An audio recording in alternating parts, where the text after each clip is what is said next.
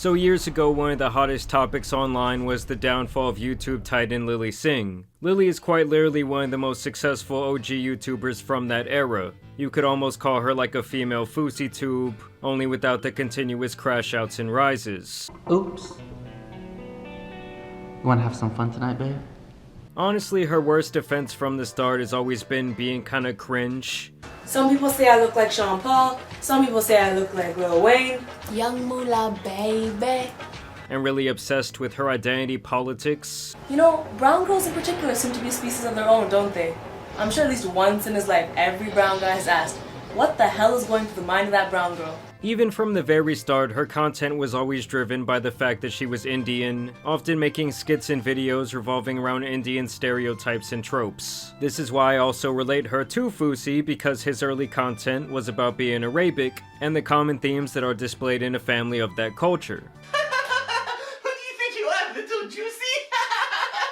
But as time went on, Lily really embraced the meta of YouTube at the time, which was to broadcast yourself. She would hop on camera and rant to say something people found funny about a facet of our society. He loves you. You think his nipples don't get cold? No, his nipples get hella cold, but he'd rather have friggin' snowball nipples than make you feel any bit of cold. And looking back on it, it's not like any of this content was necessarily groundbreaking, but for the time it was about on par with what you would expect from the platform. And in a lot of ways, Lily was kinda leading the way, really being the mainstream voice for the Indian people. Now eventually Lily would parlay this early fame into more like comedy skits, not so much just about being Indian. Okay, whoa, whoa. Just because we both have the same skin color, it doesn't mean we're the same. Yeah, we're our own people, okay? Stop comparing us. And I feel like this is where she really hit her stride and started becoming a more mainstream figure in the YouTube space. That was still a much more niche place 10 years ago, as was the concept of an influencer and being able to make a true living online. But Lily was quickly becoming a millionaire, so she starts landing massive collaborations. She becomes friends with Ellen, she becomes friends with The Rock, and all of her videos were getting millions of views. But I'm launching my YouTube channel soon, and I just need a little bit of advice from the only person I can get it from, you. Right, of course, YouTube, and obviously I know YouTube. Yeah, YouTube's pretty much my world. It's pretty much like my tube, and I would love to help you get into my tube. I guess you could say she was definitely on her way to online superstardom, and she would actually continue this run for years, amassing over 14 million subscribers on her YouTube channel, which at the time was obviously considered massive. I mean, even till this day, that is still pretty huge. But obviously we're now just in like a different era. I would say it's been like the Mr. Beastification of YouTube. I guess you could also say the slop AI era. And it actually wasn't until around 6 years ago, almost to the day, that her life would be flipped upside down on its head. All through what looked like it could be her greatest opportunity yet. A little late with Lilly Singh, her now infamous talk show that would air on NBC. But now that I'm in this position, I'm super excited to help pave the path. And as a woman, I'm especially stoked to join this group of people. You may be thinking, hey, who's this broad, and where's my straight white male host? Now when I reflect on this show, I do kind of have mixed feelings. Because on one hand, I would rather get a lobotomy than sit through the entire 2-season run. But on the other hand, I don't think that anyone would have been successful under the constraints they placed upon it. Hello, my name is Lily, and I ain't a white man. My skin got some color, and it ain't a spray tan. Basically, the budget was so small that they had to film 90 episodes in a little over 3 months, meaning she was shooting multiple per day with an undersized writing staff. Writer. Doesn't seem to be many options. Let's try this. Yes! Where am I? Now this is the type of representation we should be seeing in 2019. Oh, is this a callback audition for Quirky Best Friend of a White Lead? So we're doing 3 episodes and 2 sketches. In one day. And that's not to even mention that there was a massive delay from when these would be filmed and subsequently released. And I really do feel like late night talk shows rely on current events quite a bit, and this would only become much more noticeable when the pandemic hit, as a lot of the topics she was talking about now seemed beyond tone deaf, like making out with people, or going to parties, or basically just being in public places. Now I have noticed that my guy friends don't bring new girlfriends around me anymore also. You know, it used to be because they thought I'd them. Okay? But now, not only can I block, I can rebound, box out, do a layup, and score!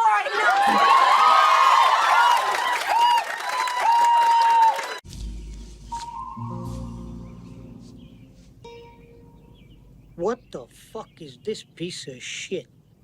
But beyond that, the biggest issue with the show, and now the biggest issue with her crumbling career, is that absolutely everything is purposely made with exclusivity and her perceived idea of equality in mind. Oh, crap. I swung the pendulum too far. Hate when that happens. Fine, you get one. Which basically equates to white people always being evil, always being the butt of the joke, while minorities are propped up as if we are some sort of Make-A-Wish kids. In Lily's mind, it's like we always need some sort of social savior. I understand that for some people, white people, seeing someone like me host a show is terrifying. I know you used to only Jimmy's in the spotlight, but I'ma throw some melanin up in your late night. Ball gown, okay. A little overkill though. Maybe for when I win my Emmy. Which, let's be real, it's inevitable because a whole bunch of older white people voting for a brown girl will help them get praise from the media. My writer's room look like a mini United Nations. More than 50% women and people are all races. Meanwhile, the other kid is like, oh great, another white savior. Because Daniel knows better than to hook up with some rich white lady. But at least it's inclusive, if you know what I mean. And look, I get that this is her form of some sort of media reparations that she is trying to take into her own hands. But the whole bit became incredibly exhausting very fast. Like, there is nothing clever or new about her observations in regards to racial dynamics. And above all, it just seems like she just shits on white people over and over just for the sake of it, especially white men. Next, lunge forward. Just like you want to lunge at Kyle's throat when he steals your idea during the board meeting and then tells you to smile more while he grabs your ass in the elevator. I mean, don't get me wrong, using race and identity in comedy is a story as old as time. But Lily just has this very immature, shallow way of approaching the topic every single time. And I also find this all incredibly ironic, because she admits that when she initially was pitched this opportunity for this show, they really only wanted her because she was a bisexual woman of color. Let's break down this offer properly. Okay. And it was explained to me the machine that is late night and how historically late night hosts have all looked the same and talked about the same things. And this would be an opportunity to do something different and have someone different and kind of make history. And my ego likes making history, like it does. You like to be the first to do things, right? By nature, I am that type of person that's like, oh, growing up, my parents told me not to do this. I absolutely have to do this. Like, I gravitate towards the rebellion always. I know this about myself. Something that she says over and over and over again. Bisexual woman of color. Bisexual woman of color gets late night show. Come on. I'm more than just a bisexual woman of color, okay? I almost legally changed my name to bisexual woman of color.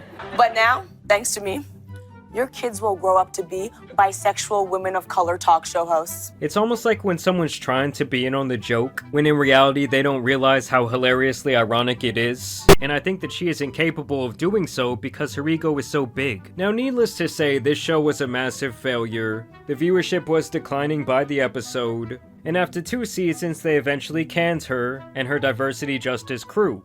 If you have a problem with me talking about being bi or a woman of color, that's fine. You're 100% entitled to your own opinion. And you can talk all about it on your TV show. Oh wait, you don't have one!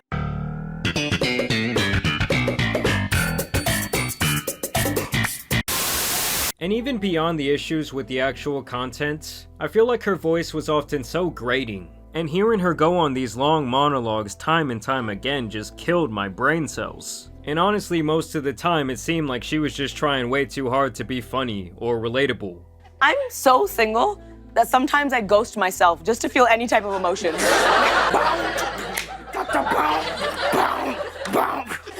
worries, fam, light one up, you're good!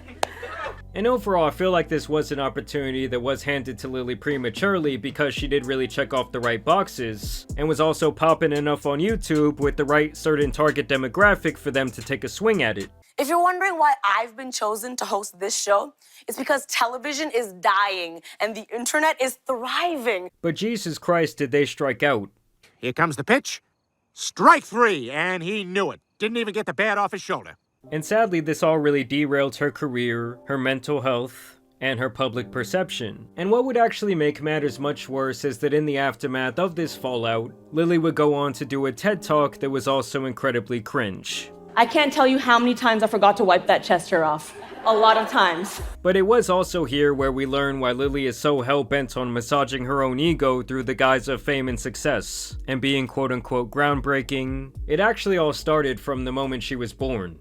You see, because my mom had been told that if she gave birth to a daughter, it wasn't worth phoning home about. After all, she'd already given birth to my older sister, and this time everyone had high hopes that she would do right and have a son. But she didn't. She had me. And so there were no congratulations or Indian sweets sent our way. Just the reality that from the moment I came into this world, I was already a disappointment to so many people.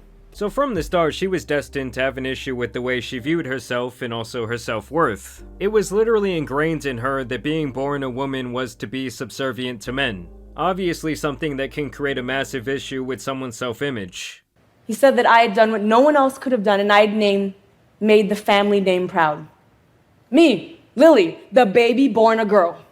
I am attracted to influence and power because I always felt like that's how I had to change people's minds. So this then defined who she was as a person, really for her entire life. And it's like the only way that she could get back at her family and prove them wrong is to have this massive chip on her shoulder. So it's like all of her work ethic and even eventual success was driven out of spite rather than anything positive, and it's like she just cannot let that go. It would be naive for me to sit here and say that a lot of my success is not because I had a desire in me to prove people wrong. Like you had to work 10 times as hard as the male that they were hoping for, the boy that they were hoping for. I had to literally become a superhero. Because honestly, a lot of people are driven to success by wanting to like prove people wrong. But usually at some point once they've made it, they can do some self-reflection and realize, oh, well, if they didn't want me, well, fuck them. And fuck it. There I was, Lily, the baby born a brown girl, rubbing elbows or at least time slots with comedy royalty. Now, even with that all being said, she still crones on about the fact that her show was not successful, basically crying that no one wanted to hear her shallow-ass perspectives on social politics. The silver lining is that we'll finally get a different perspective in late night. Now, a little bit of melanin, a dash of queer, a different take on things. Let's do this. But my take was almost never included in topical media news coverage roundups. You know, we still got the same voices, the same perspectives, even though someone and something different was literally in the next time slot. I kept trying to pull up my seat. I kept trying to join the dinner conversation. I kept trying to ask for a more supportive seat. But every time I would be told that I should be grateful to have a seat in the first place. While also blaming her race and her sexuality for her eventual cancellation. Almost like saying, oh, the world just wasn't ready for these messages yet from someone who looks like me. I would receive notes like, don't be so loud, don't be so big, don't be so angry, smile more. And my all-time favorite, don't over-index on the South Asian stuff. Now, unfortunately, the budget wasn't based on the importance or significance or historic nature of the show. It was based on the 1:30 a.m. time slot that we had. So a true investment is one that values potential over proof. Because so often that proof doesn't exist for women. Not because we aren't qualified, but because we haven't been given the opportunity. In other words, if you're trying to be inclusive, don't give someone new a seat made of straw until they prove they deserve a better one. When in reality, the messenger had truly not earned her place at the table, as she likes to say. Just watching the show, it was beyond obvious that Lily skipped a bunch of steps, and was more or less thrown to the front of this line. Because pretty much almost every late night host has spent years grinding stand-up, maybe in some writing rooms, or doing some sort of other hosting, you know, like live performance type of jobs. And while yes, she had done some live shows in the past, Lily was still prematurely given this job, and when she tried to step out of the YouTube bubble, it was beyond obvious that she was not prepared. And when you combine that with her massive ego and improperly placed chip on her shoulder, it was really destined for failure. I mean, even when she won some sort of award that I'm guessing was bought and paid for, I think it was like Female Comedian of the Year, she was so incredibly cringe and not humble at all in her acceptance, she was actually very spiteful. Thank God! Because this has been exhausting, honestly. A lot of you recognize me from that show that your publicist told you not to do because then you couldn't get on one of the Jimmys. It's fine, honestly, whatever. I honestly don't care. I'm not even hurt. I don't even care. It's whatever. I'll be me, Kyle, my manager, they're all here. Someone applaud them. You don't know them. They're strangers, but do it anyways. Oh, like I want to say things like, I don't deserve to be here. Like, I don't deserve to be in this room because women always have to downplay our accomplishments. Not today. And I feel like for the last couple of years, Lily has definitely been laying kinda low. Like, I really think the failure of her late night show did a lot of damage to her ego and her self-esteem. And I think she really felt like at that point everyone had kind of turned on her. I guess in my delusional brain, I was like, they're like my family and they got my back. And then when I did late night, to see that so many creators on YouTube like tore me apart the first chance they got. It was this irrational sense of betrayal. But now she has released this independent film. It's like her brainchild of around 7 years under her production company called Unicorn Island Productions. We friggin' made a movie, y'all! We friggin' made a movie! And I'm gonna let you guys take a guess about who's the star of this show. Hello, everyone. I'm Miss Singh, and I'll be teaching sex ed. The only person who should be entering you is Jesus. I can't teach this class. Why not? But wait guys, let's give it a chance. Maybe this piece of content is about something other than identity politics. For everyone, you made a sex comedy featuring someone that looks like you, like it's not gonna be for everyone. I even know it's not perfect. So one of the things that filmmakers that are like minority groups struggle with a lot is that most critics, not all, are white men. And so when you have a movie like this where like there's barely any white men in the movie, it's a thing that we discuss that's like, it's a little tough. Yeah, well this is gonna suck. I've been dating this DJ, and she has been remixing my pussy like, Experiment with your sexuality, girl.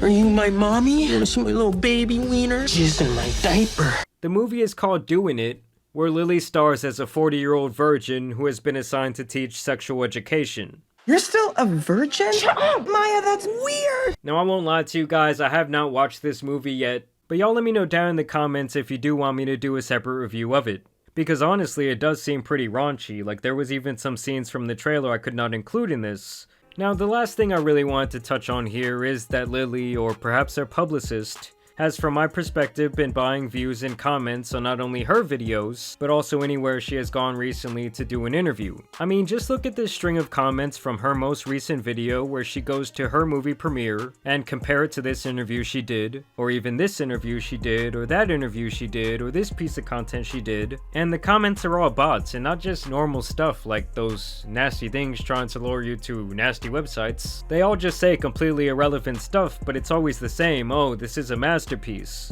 or this news is really well written, or there's a great piece of journalism. And that is why it is my belief that she or her team are botting these comments to try and make her seem more relevant than she is in 2025, which is honestly perfectly in line with her career, where she seems to think she is much more important and groundbreaking than she really is. I could break a system, break a mold, do something different, and blow the door wide open. I mean, she's gone on some podcasts with some pretty major production value, and these videos are months old, sitting at like 200 or 300 views. But yes, this was all kind of just a dive into the pool of Lily Singh and why her career kind of failed and stalled out. I mean, don't get me wrong, for some time she was very successful.